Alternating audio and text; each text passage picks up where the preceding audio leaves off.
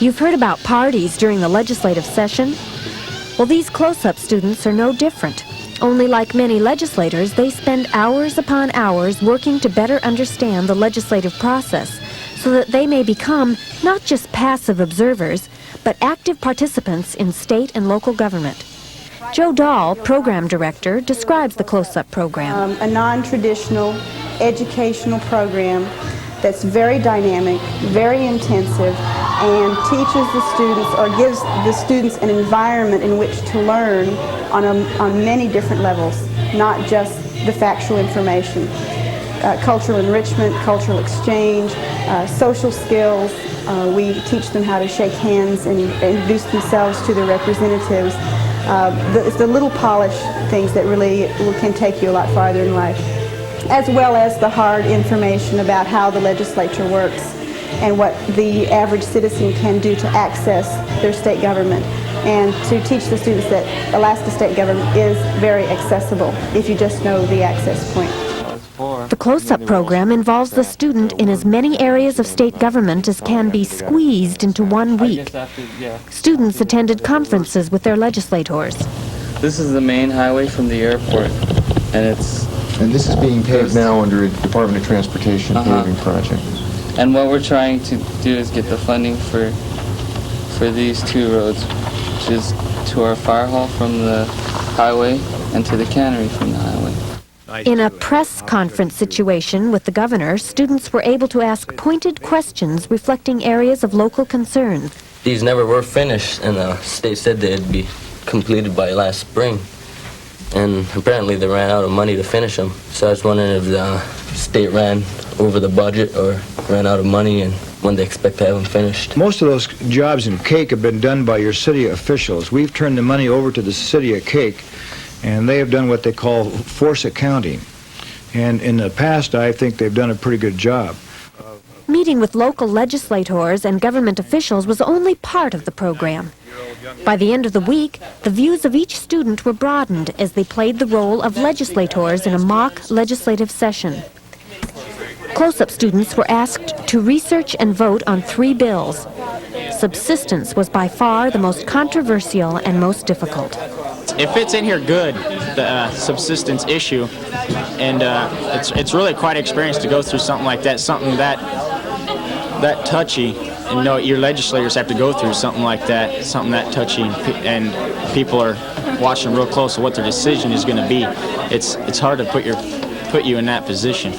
The close-up program did just that. Committee will now come back to order. At the committee hearings, the varied lifestyles and experiences of the students were evident as urban and rural students squared off on the subsistence issue. What about people who, let's say, non-native teachers who've been in a rural area for maybe 5 years, and let's say they earn more than $25,000 a year and there's only one store, and that store may not have no meat? Most stores do carry meat. What if, as Representative Bryan said, the store did not carry meat? Then it wouldn't be a store. The store may have never had, let's say, a meat counter or anything. It's mostly canned goods, like soup and vegetables. Mr. Chairman, I would like to withdraw my amendment and replace it with a newer one. Failing at numerous attempts to amend the subsistence bill so that urban residents could subsist, this close-up student gave up in frustration when it was pointed out that the federal government would be forced to intervene. Unless you define a subsistence user as a rural Alaskan, the federal government will take over management responsibility of all the federal land in Alaska as of June 1. They are compelled to. They don't have a discretionary decision involved. They are compelled to by federal law. The same thing that has been plaguing the legislature for 2 years was plaguing the close-up students. What was the meaning of this word? What do these phrases mean? It was a question of semantics. Close-up students were confused. I'm going to vote this bill no, because until I know what the bill is saying under traditional and customary uses, I can't pass it. There's no definition, and if I don't know what it's saying, I can't say vote yes. Representative Bell.